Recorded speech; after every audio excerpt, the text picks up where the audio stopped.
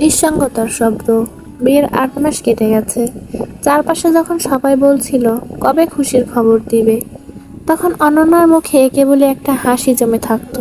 সেই হাসির আড়ালে যে কেমন কষ্ট লুকানো ছিল তা কেউ জানতো না।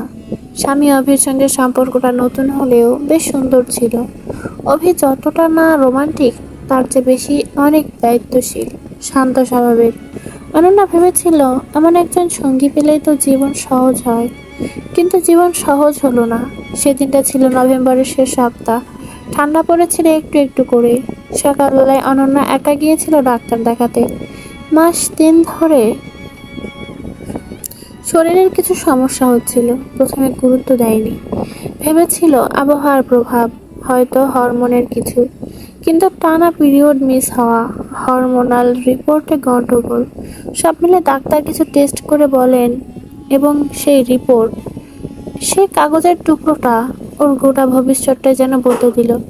আপনার ওভারিয়ান রিজার্ভ অত্যন্ত কম, প্রায় শূন্যের কাছাকাছি। আমরা দুঃখিত, কিন্তু স্বাভাবিকভাবে আপনি গর্ভধারণ করতে পারবেন না। শব্দগুলো যেন কানে ঢুকছিল না। কি করে সম্ভব? মাত্র 24 বছর বয়স অনন্যার। এই সময় এমন সংবাদ! ও অনেকক্ষণ চুপ করে বসেছিল, ডাক্তারের মুখের দিকে তাকিয়ে। কিভাবে ঘরে ফিরে বলবে অভিকে? কিভাবে মুখোমুখি হবে শাশুড়ির, পরিবারের, প্রতিবেশীর? বাচ্চা হবে না, এই প্রশ্নটার ওজন কত বড় সেটা বুঝে উঠতে ওর সময় লেগেছিল। ঘরে ফিরে অনেকক্ষণ ও কিছুই বলেনি। অভি চুপচাপ পাশে বসেছিল। ওর চোখে জল দেখে বলেছিল, সব ঠিক তো? রিপোর্ট কেমন এসেছে?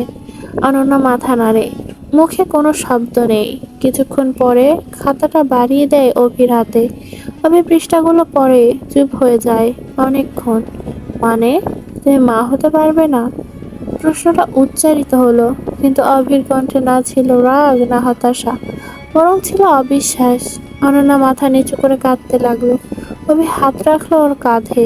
আমার কোনো দোষ ছিল না অভি, আমি জানতাম না, আমি কিছুই জানতাম না। অভি আস্তে বলল, তুমি কেন ক্ষমা চাও অনন্যা?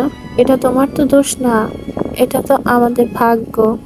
সেই রাত ওরা দুজন চুপচাপ বসেছিল। প্রথমবারের মতো দীর্ঘ নীরবতা ওদের মাঝখানে দেয়াল তুলে দিল। দিন কাটতে লাগলো।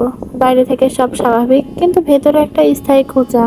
বিশেষ করে শাশুড়ির আচরণ বদলাতে শুরু করলো। প্রথমে সরাসরি কিছু বলেননি, কিন্তু ইঙ্গিত দিতে শুরু করলেন। এই মেয়েটা কি কাজের? 8 মাসেও কিছু হয় না? অনন্যা অভিকে বলেছিল, তুমি চাইলে আমায় ছেড়ে যেতে পারো অভি, আমি চাই না তোমার জীবন একটা অপূর্ণতায় ভরে থাকুক। অভি অবাক হয়ে তাকিয়েছিল ওর দিকে।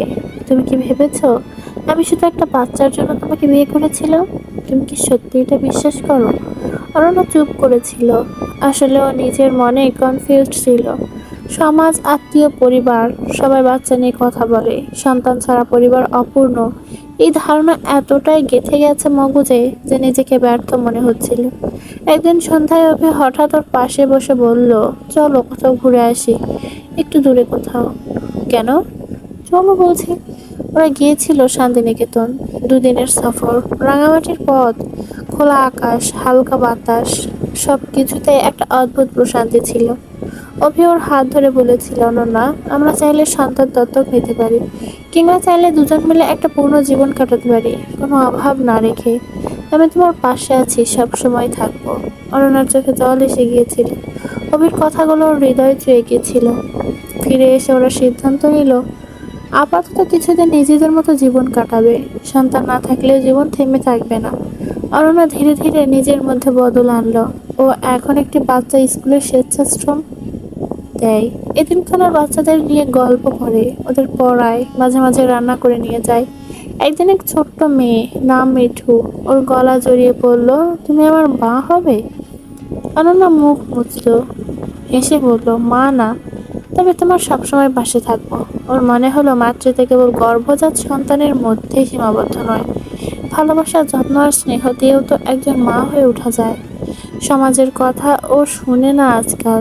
শাশুড়ি এখনো মাঝে মাঝে কটু কথা বলেন, কিন্তু অভি দেয়াল হয়ে দাঁড়ায় প্রতিবার। ওদের ঘরে আজ আর তেমন শব্দ হয় না, না কান্নার না অভিযোগের, শুধু মাঝে মাঝে একটুখানি নিঃসঙ্গতা, যেটা ওরা দুজনে মিলেই ভাগ করে নেয়। কিছু শব্দ জীবন জুড়ে বাঁচতে থাকে, মা, সন্তান, পরিবার। কিন্তু সেই শব্দগুলোর অর্থ খুঁজে নিতে হয় নিজের মতো করে। অরণ্যতা পেরেছে। এভাবেই তো চলে জীবন, ধীরে ধীরে নিঃশব্দে।